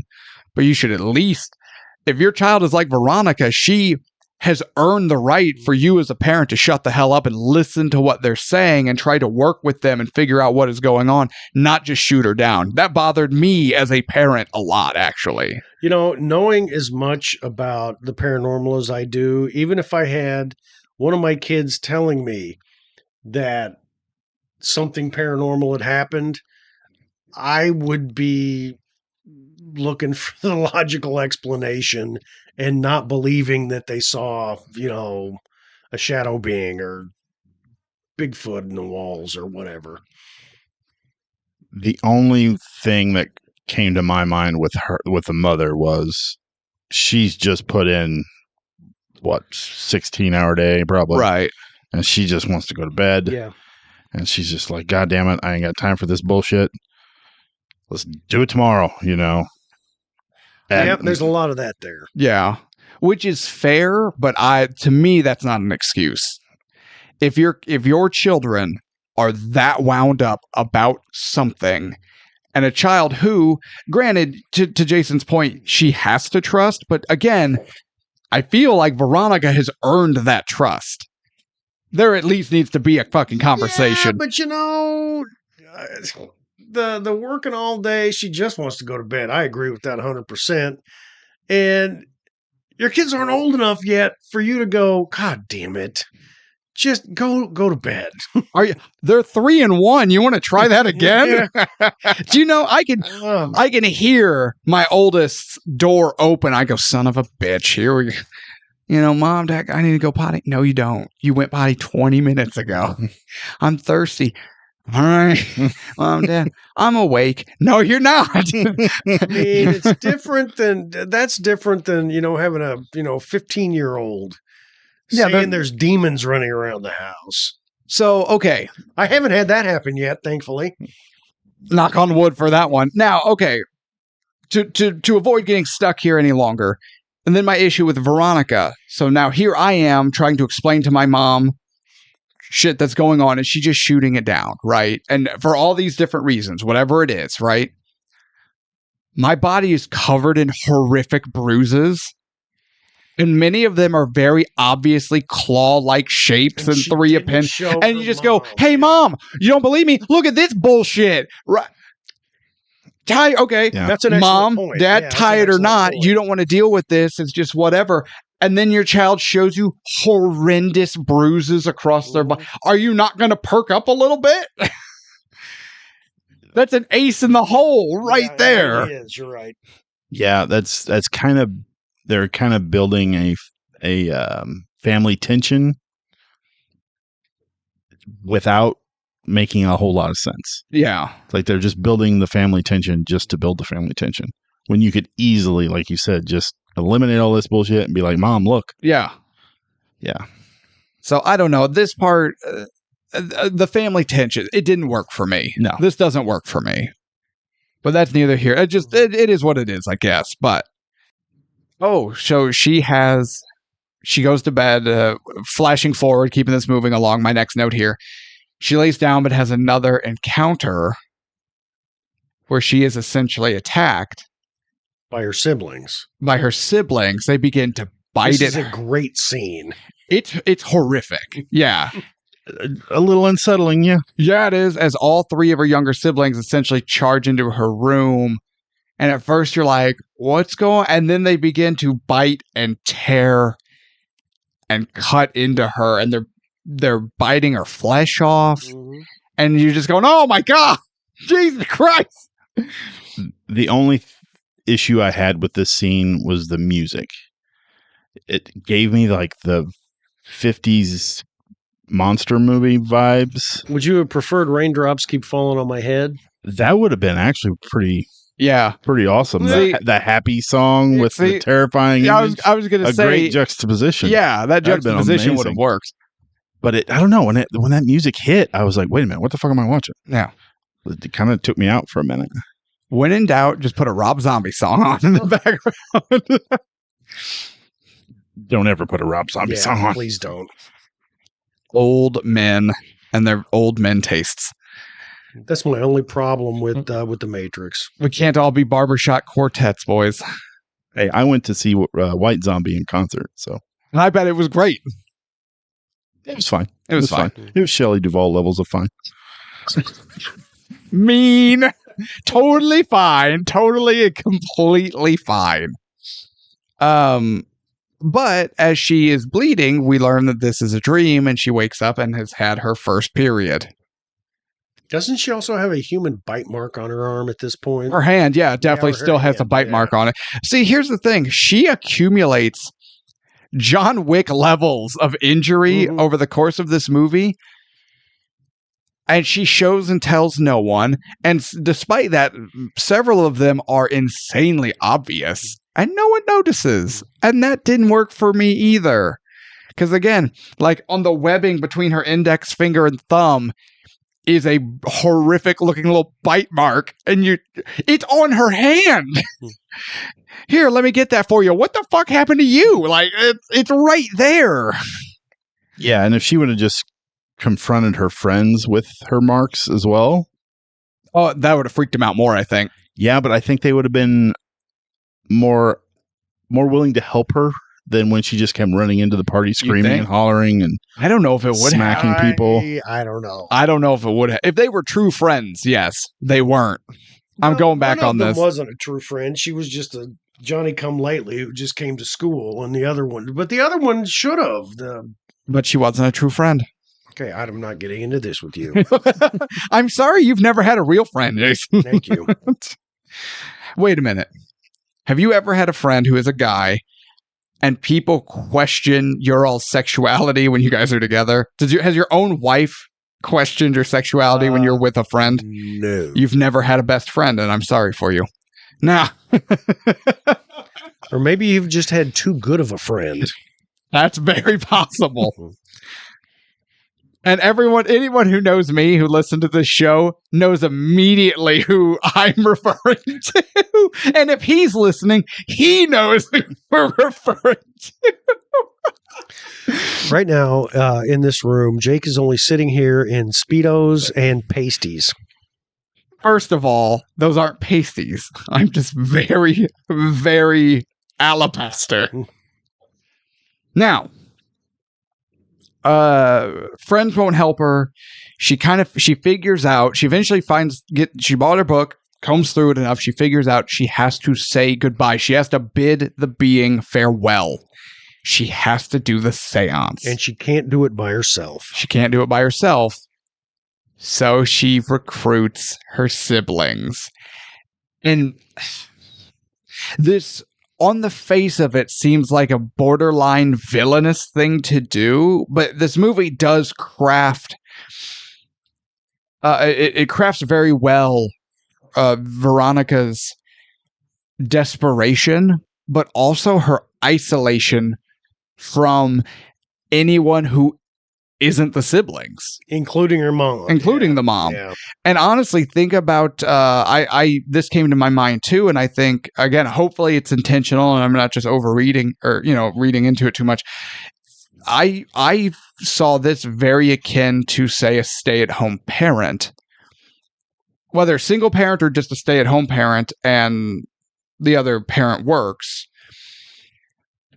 When you're a stay-at-home mom or dad, you're not going out. You're not doing things. You're not really hanging out with your friends or talking to them much, because especially if the children are as small as the siblings are, from wake up to bedtime, that is your entire world. And there is a sense of isolation to that. I was a stay-at-home dad for 2 years. And there were days where you're just craving adult interaction of some kind, because when the other parent, if there is one, but if the other parent comes home, they might have just put in 16 hours and are dog tired and you feel bad and they just go to bed and you're just sitting there going, I just want to talk to someone who isn't a year and a half. You know what I mean? But right, you're at home and you get the phone rings. Hello? I'm calling from inside the house. Oh, really? What are you wearing? Yeah. Yeah. Or even you want just some coffee? Ring, ring. Hello. Hi, my name is Javier. Would you like to discuss your long distance phone plan? Yes, I would. And you sitting on the couch going, when are those nice Mormon kids going to come by? Come on. You're just looking out the window. They've been to everyone else's house. I've watched them, so you would think like, oh my God, she's dragging her young siblings into this. Like, that's fucked up, but that's her world. But they're all she has. They're the only people she interacts with. And so what could easily be seen as a fairly villainous act, or at least a bad act, minimum. You don't see it that way. Not from her, not with her life and the situation she's in. You see it as a Hail Mary act of desperation, but it's not negative. That's how I've always seen it. Yeah.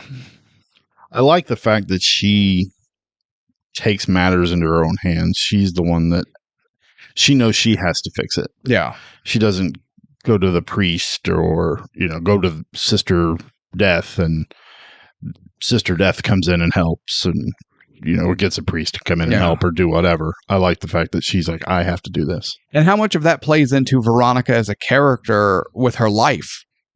Yeah, she is the person who has to fix it all, right? Absolutely. Yeah. So yeah, she's already got that mentality. She just no, I'm strong and capable, and I got to do this. So I did like that. So they have the seance. It goes poorly, slightly. Yeah. As again, we've talked about a number of times. Apparently, that's the only way they really can go. That's the only way they always go. Is poorly. Wait, no fucking way. Even in Beetlejuice, it went poorly. Yeah, that's true. Yeah. But it led to a great dance number. Yeah, well.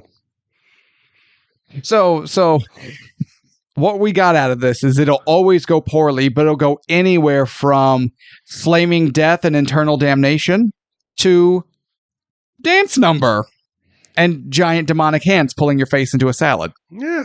Yeah, I'm not taking a chance either way. Nope. I'm not a big salad guy. No dancing, no salad. I do like Harry Belafonte, so I'm on the fence. I'm on the fence about it. Climactic end. We're not completely caught up to where we started, but we're there. We're getting there, right? We're in the incident that leads to the phone call. And she even ends up making that phone call, and we see her side of it. And as the police are on their way, she gets the kids out of the apartment, like out of the building. And she scoops up her brother. She leads her sisters. Antonio? It's not Antonio. Oh, I think it's Antonio. Is it? Let's Tevis Googles if it's Antonio or not. IMDb's it. Shut up. You know what? I can go home and get treated like crap. I don't have to deal with it here. Yes, Tevis, you're over there smirking like a Cheshire cat. A Cheshire cat or the Cheshire cat? The Cheshire.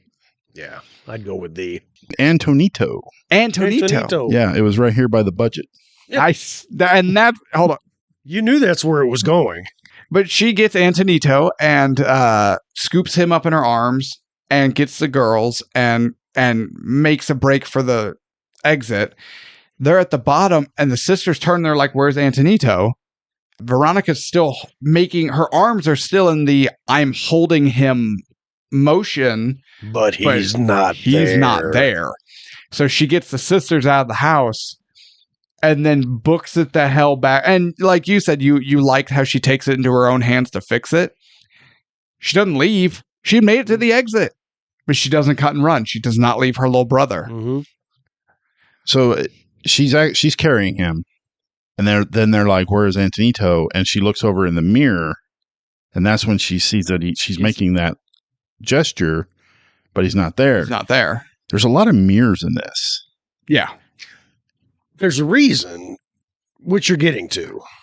Yes? Well, I'm going to ask, what are your thoughts on all the mirrors? Because it's like even the mother, when she hears the sirens, you see her looking out the window, but then there's a mirror there, so you can see kind of both sides of her face.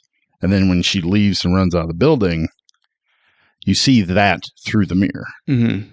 Before Jason gives us the expert insight, I took it as the movie is filmed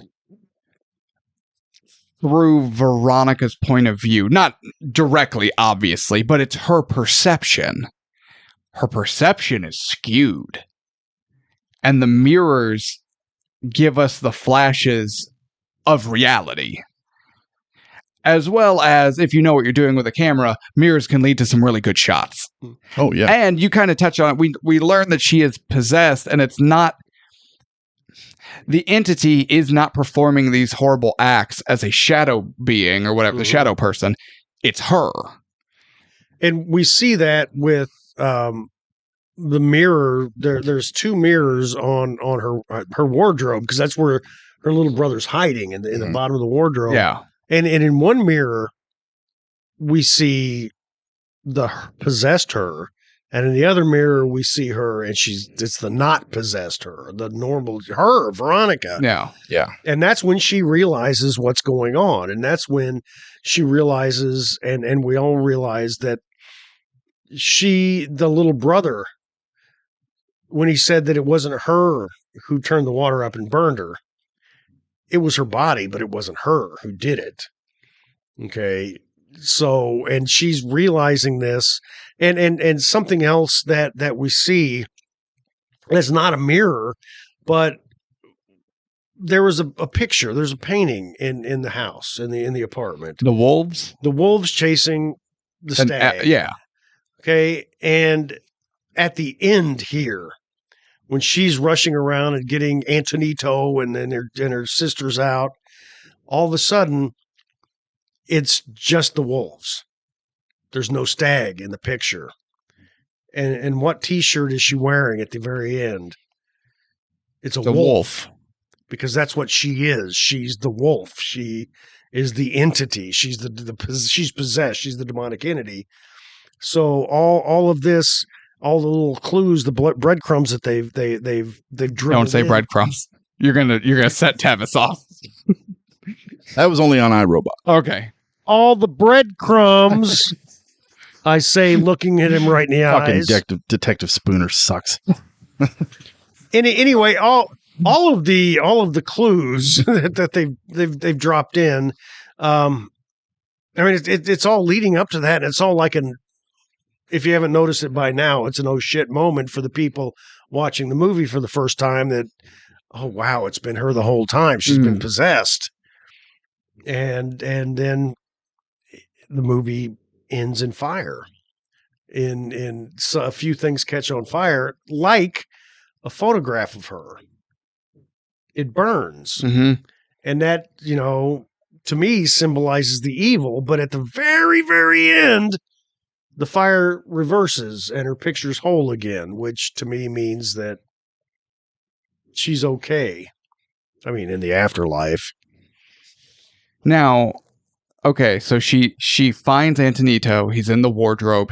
He's in the fetal position, eyes closed. He's covering his ears, and he keeps saying her name, Veronica, Veronica, Veronica, Veronica. Because earlier in the movie, she said, because he was talking about Dad coming to get him.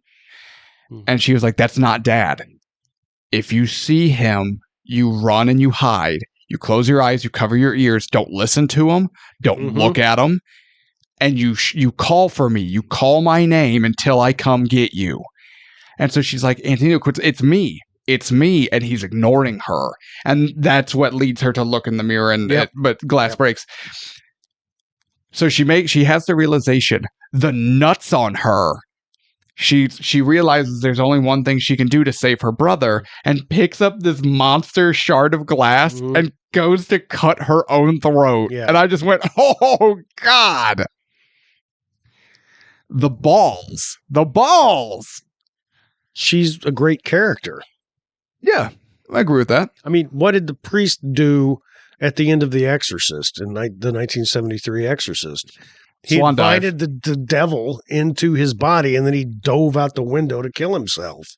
That's very similar. So the detective comes in the room, and he sees her all contorted, screaming, kind of floating, or has that her mouth was wide open, similar to the transition that we got at the beginning of the movie. Weak. I kind of agree, but the thing that irritates me the most about this movie,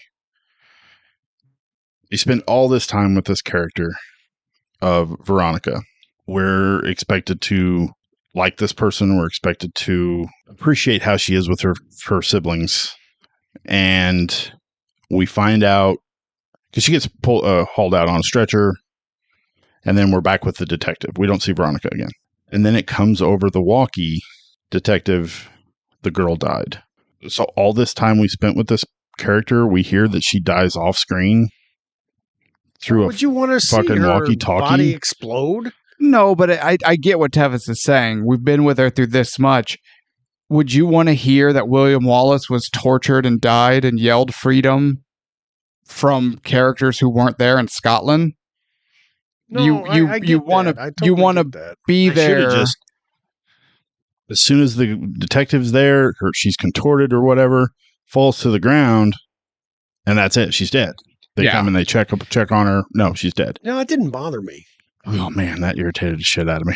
It didn't really get me either, but I get what you're saying. It would have been nice, almost as a bit of closure, to be there for this character that we grew attached to.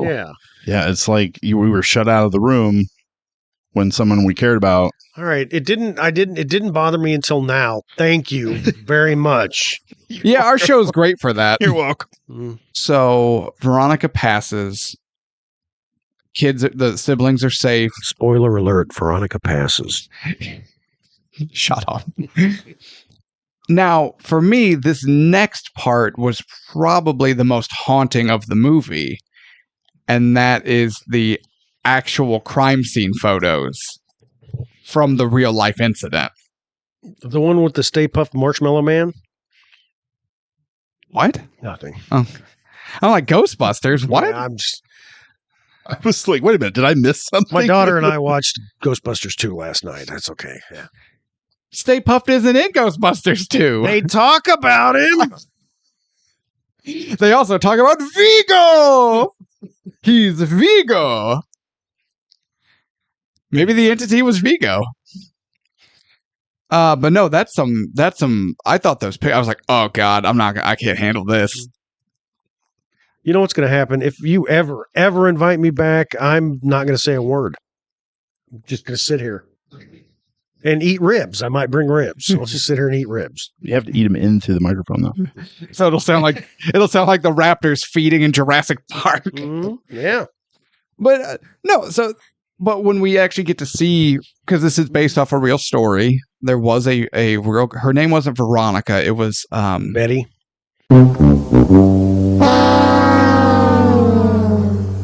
That was a bad joke. I would like everyone to get their I hate that joke t-shirts out and boo this special guest. Boo him. This is the first time I haven't gotten that response. Boo him. But she passed away under mysterious circumstances. Everyone around her, like all the reports, said that she did in fact use a Ouija board with some friends to contact someone's dead boyfriend who had died, air quote, recently in a motorcycle accident, I believe. And shit went, and then like 3, 4, 5 days later, she died. And that, I guess, in that detective's report, he does mention seeing paranormal activity, supernatural activity. Is there a correct time to use one word versus the other? It means the same thing. Okay, that's what I thought. They paranormal, supernatural, they both mean beyond the normal. Yeah. But he actually document in his official report, he documents this, and then he transfers like a month later. Like as soon as it's wrapped up, he's gone. One of the officers that were with him that night left the force. The actual story is like, oh my, I found it way more chilling than the movie. Yeah, no, screw you guys, I'm going home, sort of thing. Yeah, I did not sign up for this. Yeah. I'm here to catch perverts and mace people. All right. Now for the hard part. We're entering final thoughts. So allow me to illuminate you fine gentlemen with some additional information. Ratings. IMDb 6.2. Too low. Tevis? I'd say probably, a little too low. Rotten Tomatoes 88%. It might be a little high. That seems high to me. Seem high to me. Was it the reviewers or the audience? The 88%. That's just total. Okay. The total Rotten Tomatoes. I don't differentiate. All right. Review time. Variety. They had this to say. Takes too long getting somewhere that isn't different enough from umpteen others. Yeah, there were the basic tropes had been done before, but the way it was done for me, I think was better than the movie Witchboard from 1980 whatever. You remember that one? No, I've never heard of that one. It had Tawny Katane and I love Tawny Katane. Why do I know that name? Chicken the White Snake video. Yes. And some guy who played a character named Hatch on Days of Our Lives. Days of Our Lives. Fuck.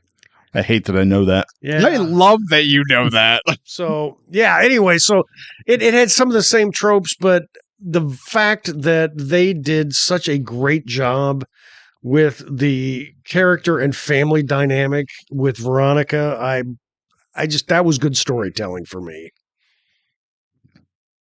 Tevis, you got anything on that one? No. All right. Hollywood. He nailed it with Patch, man. And Yeah, he did. Hollywood Reporter. Veronica is lacking in subtlety and truth. mainly down to Plaza's wish to drive everything through at a breakneck speed and his boyish enthusiasm for jump scares. Jump scares? Yeah, I That didn't. was I went, okay, did it move quick? Sure.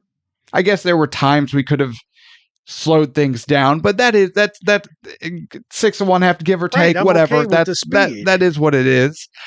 But boyish enthusiasm for jump scares. Maybe I'm not remembering anything. I can't think of a single jump scare. This movie No, does not me have neither. not even a jump scare, right? Right. No, there are No. no jump scares. The only thing I can even remotely put in that category, and this is weak as shit, is when she's walking down the hallway and then you see the entity in the background coming down the hallway as well. Right. So it's like, whoa, shit, I didn't see that there. But that's not, That's a, jump scare. Yeah, that's no. not- But that's the only thing that I can even. Yeah. Unless he's counting like when she's having the dream and her siblings come in and then they attack her. It's not a That's jump not a scare. jump scare Yeah. either. But That's the only real jump scare is when the knock on the door and find out it's her mom. The knock on the door might be a jump scare, but it's not. It's but even that, I don't qualify that as a Yeah. jump scare. Like maybe Plaza's other movies are full of them. I'm not familiar with his work, this so I isn't don't a jump know. Scare movie. But this movie doesn't have jump scare, so I thought that was weird. All right. So Tevis, what about Roger Ebert? What did he say? We need a Ouija Need a board. Ouija board for Ouija that. board? We are contacting Robert. I don't want that motherfucker in here. Is Gene Siskel next to you? No. So, okay. Tevis, final thoughts. Bring us home. Okay. Had a lot of expectations for this because the way it was marketed being the scariest movie on Netflix. And I had heard that too. Yes. Yeah, and they said like only 13. No, only 13% of people who started it were able to finish it. Really? Okay. That was in the research I found. This movie hooked me at the beginning. It kind of lost me a few times towards the middle, but then it got me again towards the end. But it felt like one of those movies that, you see a short film that they decide to make into a feature-length film. Mm-hmm. That's what this felt like to me. It was almost trying to stretch itself out too long. There were times with the entity in the room. I was like, okay, come on, let's get to going. We can only go from room to room so many times. And there was a lot of tropes, like you mentioned.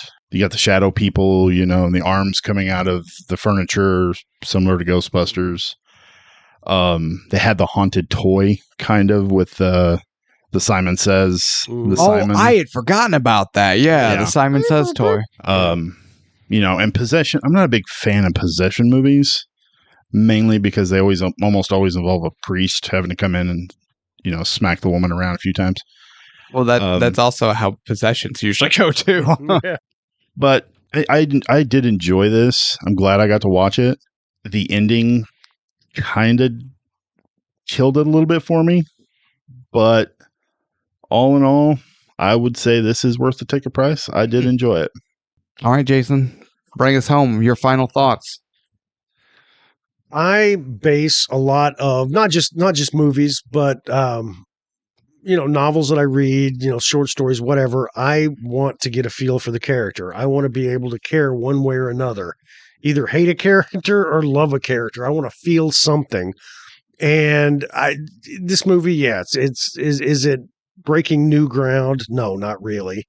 But the people involved, Veronica especially, I felt something for her. Mm-hmm. I mean, she was portrayed as sympathetic. I mean, a kid put under that much pressure, all she wants to do is be 14 or 15 or however old she is, and she's not allowed to. I mean, I felt something for her. So I really liked it because of that. I also liked the fact that she died at the end. I'm not a big fan of happy endings. That explains a lot. Yeah. All right. So I like that. I definitely think it's worth the ticket price. I've watched it at least 7, 8 times. I'd watch it another 10, 15. I liked it that much.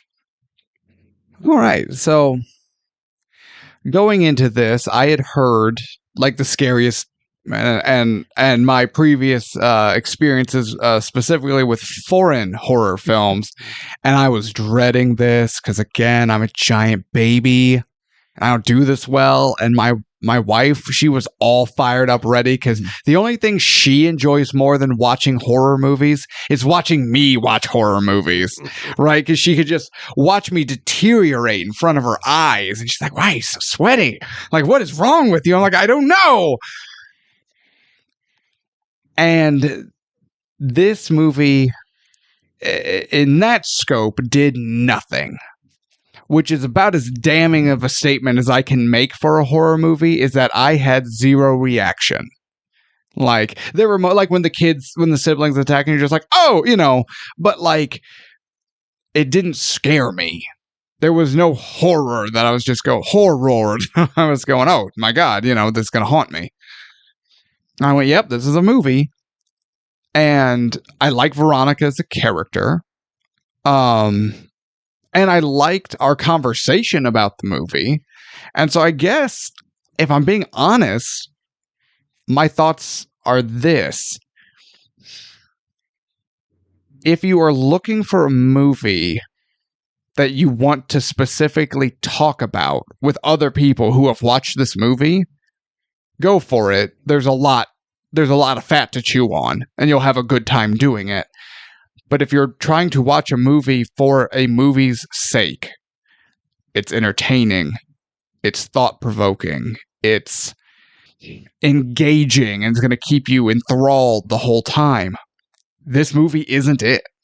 And I, in good conscience, cannot say this movie is worth the ticket price, because it's not. You can watch... You know what it felt like? It felt like the Temu version of Babadook. I loved Babadook, scared the hell out of me, and it engaged me and engrossed me, and the more I thought about it and the more I talked about it with other people, I'm like, man, Babadook was hot fire. And this had similar elements, but couldn't carry the ball. And I'm like, and we fumbled. And pass was thrown out or intercepted. Pass interception. Pass interception. Yeah. I almost said interference, but that's the wrong analogy. Why don't you... Do you need football lessons? Do you want a football right in your dick? All right. Get away from me. You're just mad because this movie sucks. So, but to your point, I enjoyed watching it, but like, would I have watched it if it wasn't for the show, would I have watched it? No. Am I particularly glad I watched it? No. It's not worth the ticket price.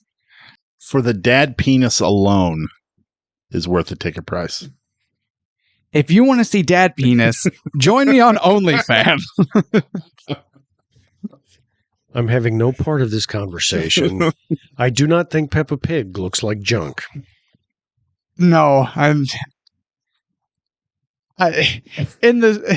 Peppa Pig's head looks like male genitals in the same way that if I draw two circles too close together, they look like boobs, Tevis. Yeah.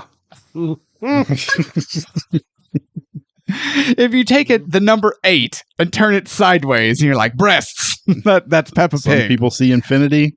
No, boobs. I see titties. Boobs. All right. So we have 2 yays and a nay.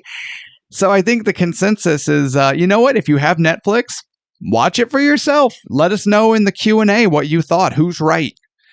And you know what? Also, let us know what you think. Is the entity just an evil entity? Or did she find her abusive dad? That conversation, more than any other, has really got me as far as this movie goes. So I want to know what other people's thoughts are on that too. Hit us up so we can talk to you about it. We can talk to each other about it. Let's keep that going. That was interesting. But with that said, all right, everyone. I want to thank you all for tuning in. I'm Jake. That's Tevis. We are Ticket Price, joined today by special guest Jason Offutt. Jason, thank you for coming in, man. Hey, that was great, even though you didn't agree with me. That's okay. That is okay. Everybody has their own taste. Oh, I have my own taste, all right. Yes, he does. I am not getting into this. No, Oh, God. I'm not Lanny He Poffo. just finally got. Yeah, Jake didn't get it. I obviously got it, which is why I made a Lanny Poffo joke. I don't know who the hell that is. That's Macho Man Randy Savage's brother, who famously could suck his own penis. He called it a parlor trick and would do it all the time in the locker room. Then when he was called gay, he also famously replied, "I'm not gay. I've never had the only dick I've ever had in my mouth is mine." Speaking of own flavors, thank you. Tell me I did. You're gonna come in here and make Snap into a Slim Jim. Yeah, he did. Yeah, come in here and tell me I didn't get a penis sucking joke. I invented penis sucking jokes. All right, everyone, that's enough of this penis sucking. Jason, let the people know how can they reach out and learn more about you, and tell them a little bit about what you got going on. One, I'm not sure now if they want to learn any more about me, but if you want to see Jason's penis sucking content, okay, my website is my name, Jason Offutt, JASONOFFUTT.com. I'm on a lot of the social medias. Just look up the Jason Offutt. That's what I am on all of them. Twitter, Instagram, Threads, Facebook. I refuse to be on TikTok for reasons that I can't dance. That's why. Anyway, but Old and white. A novel coming out in June, on June 4th. It's called The Boy from Two Worlds. It's a sequel to my award-winning horror novel, The Girl in the Corn. And I'm right now working on a nonfiction about monsters of North America. All right, looking forward to that. Actually, both of those, because I've checked out Girl in the Corn. Now, when do we get the sequel to So You Went and Invented a Time Machine? I don't know if I'm ever going to have one. I mean, I've got a few ideas. Oh, do you really? Yeah. I did write a companion short story to it. What? It's it's on my website. It's on JasonOffutt.com. Can't remember the title at the moment. What a moron, huh? It's probably next to the budget. Oh, no, it's Shit's Going Down on Main Street. That's what it's called. That's the name of it. Yeah. I like that. All right, everyone. Well, thank you for tuning in. Special thanks to Jason. I'm Jake. That's Tevis. We are Ticket Price. Tune in for our regularly scheduled programming. Words are hard sometimes. All right, if this sounds different, because it is. We got so wrapped up joking around with Jason and about Veronica, we forgot to do our hook for the next episode. Whoops. We're professionals. Yes, we are. We got this shit on lockdown. All right, so Jason's not here, unfortunately, but if you're enjoying his outro or whatever it is he's talking about, I don't even remember. He'll probably be back. I hope. That was fun. Let him pick another Spanish horror movie. Oh, specifically, Jason, you're welcome back anytime, but you can exclusively choose mediocre Spanish horror movies. No, so we forgot to talk about what we're doing next week. Yeah, we forgot to pull from the hat. Where's the hat? It's over by you, as it's always. Always by... What? You never take turns from the hat. No. Hat. All right. Looking in the hat. Praising Jesus. Looking in the hat. All right, here we go. Oh. Okay. A little nervous, a little excited. Okay. I'm nervous and excited, kind of. I'm going to open up the hints with a name. Okay. And I really just want your knee-jerk reaction to just wash over you. Zack Snyder. Puke. The joke is gross. Yes, but this makes me puke. So I've seen his movies. Yeah, that's accurate. Okay. Okay, let me guess. I want to ask one question. Okay. To narrow it down. Okay. Is there any slow motion? You know what? There is slow motion. There's also a lot of close-ups on human anatomy. That makes it sound like wieners. There's a lot of That was close-up Veronica. that it didn't have a close-up of human wieners. That's true. It did have wieners, Just- but no, excuse me, it had a wiener. It had a singular wiener, and there were no close-ups of it. It was just there. Much like most wieners, they're just there, and we don't make eye contact with them, and we just hope they go away. So, no, lots of close-ups of the human form. That sounds better. It still sounds a little like wieners, It but does. it's not It wieners. does. It's kind of wieners. It's wieners adjacent. Okay. So did your question narrow it down Absolutely not. at all? No, it was kind of a stupid question. It's like, okay, we're going to do a Keanu Reeves movie. Wait, I have a question. Is it the one where he acts badly? It is. Oh, well, shit. That's his entire filmography. All right. You want another hit? Yes. Gerard Butler. Did he only do the one with Zack Snyder? The only one I know of. Are we doing 300? We are doing 300. God. Rise of an Empire. No. Oh, We're- I never watched that. Don't. Okay. It not only does it not have Gerard Butler, that movie sucks. Okay. We'll probably pull it from the hat at some Probably. point. And then I will burn the hat. And that movie sucks. No, we're looking at the original 300. I remember watching it in theaters, and I remember liking this movie, but that's usually what fills me with existential dread Same. when we Same. do this show, because at this point I almost feel like it's 50-50 of movies I remember liking, and then we watch them for this show and I don't like them anymore. Like, I hate movies. This show does make us hate movies a little bit. Sometimes. I'm worried this might be one of those times. But Okay. thank you all for listening. I'm Jake. That's Tevis.